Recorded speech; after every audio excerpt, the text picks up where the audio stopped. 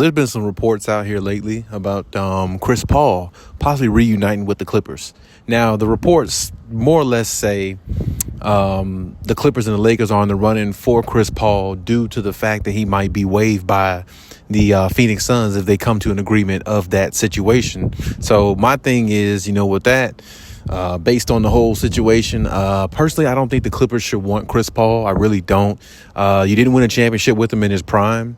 You're not going to get much out of him now. I mean, if he really had that much to offer, don't you think the Phoenix Suns would keep him? Don't you think they would, oblige the situation and keep the point guard? But you're hearing things about him being waived. Then you hear things about him possibly being waived by the team and all this type of commotion. You're hearing those things because obviously he's not like who he once was. Obviously he still got some good game left in him, but it's not much left. And it might not be much left to win a championship. It might just be good enough for, what he does, play enough during the regular season, get them where they are, maybe, get to the first round or something like that. But after that, he seems to always get injured in the playoffs. It's been happening, like I'd say, for like the last several years, several seasons, you know what I'm saying? Or it seems like it's been that long anyway.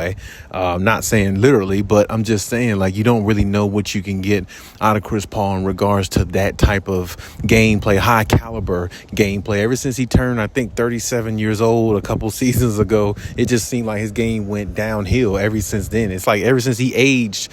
I think it was in that playoff run they had against they had against the Dallas Mavericks where, Luka and them, took them apart essentially in a game 7, embarrassed them on their own home floor like that, which is the first time I think I've ever seen a team get embarrassed on their own home floor in a game 7 of that fashion. But ever since that series, when Chris Paul aged in that series, I think, or maybe the year before, like, he just been down ever since. His game never really been like the same. He's been good, but his age has been showing a lot, since that time. And that's the reason why we're at this point with the Suns talking about possibly waiving him and, using his contract to get somebody else in there and all these other things. And now you're hearing that, there's a possibility that he could land with the Clippers and or the Lakers. I mean, so with that being said, it's more likely he's going to come to one of the LA teams. And if I were the Clippers, I mean, I'm pretty sure a lot of, Clippers fans would love to see him on the team, with Kawhi and PG. But for some reason, I just think it wouldn't work. Because, I mean,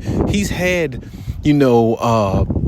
Chris Paul is another player who's played with high level players before. I mean, look at the Phoenix Suns. I mean, he was there with, Devin Booker, and now they got Kevin Durant. And now it's a discrepancy whether he's going to be on the team going forward due to the fact of, his age, I guess, and just, how he's not the Chris Paul that he once was.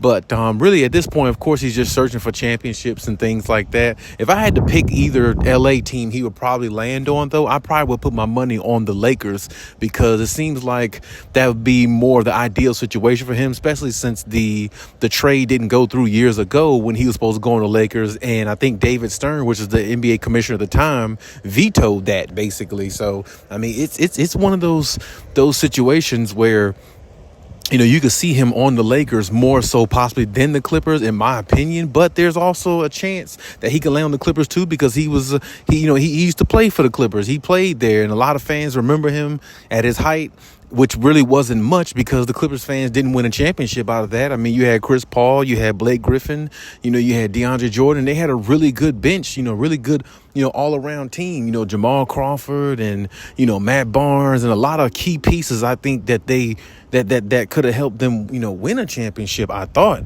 but it just didn't, turn out that way. So, I mean, like I said, I don't know what it is. Maybe Chris Paul is just a curse. I don't know. Maybe whatever team he's on, they just don't win championships. I just don't know. I don't get it. I mean, he did help take them to the finals, the Phoenix Suns, kudos for him for doing that. But he only did that because Kawhi and PG or Kawhi was hurt.